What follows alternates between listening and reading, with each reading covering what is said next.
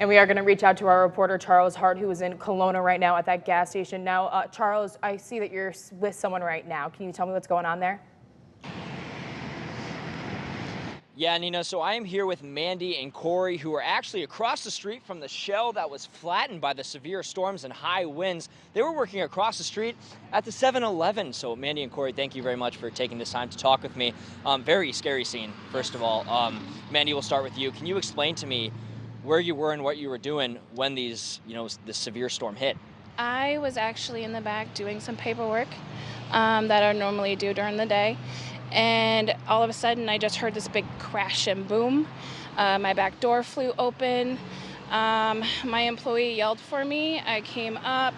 I looked outside. I noticed that the shell next door looked gone to me. We hurried up and we had to shut our door because it blew and everything went everywhere in our store.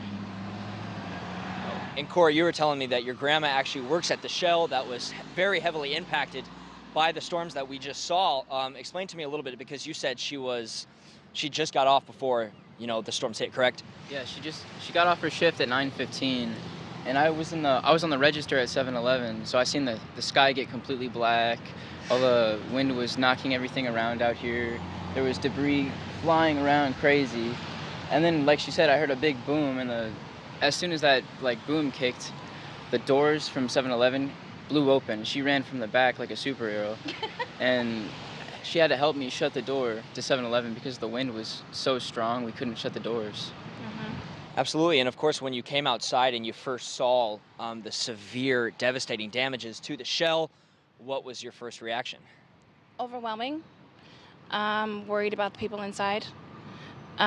Because we didn't want to interrupt everybody that was working to make sure everybody was to safety. But eventually we were more concerned about them than us, but we were thankful that we were okay. Yes, and we're all thankful to hear once again that there were no reported injuries. So Mandy and Corey, thank you very much again for joining us. And like I said before, there were no reported injuries right now, and those two workers that were in the shell were able to be rescued safely, and that was told to myself by the Colona Fire Department. So we'll send it back to you guys in the studio for now.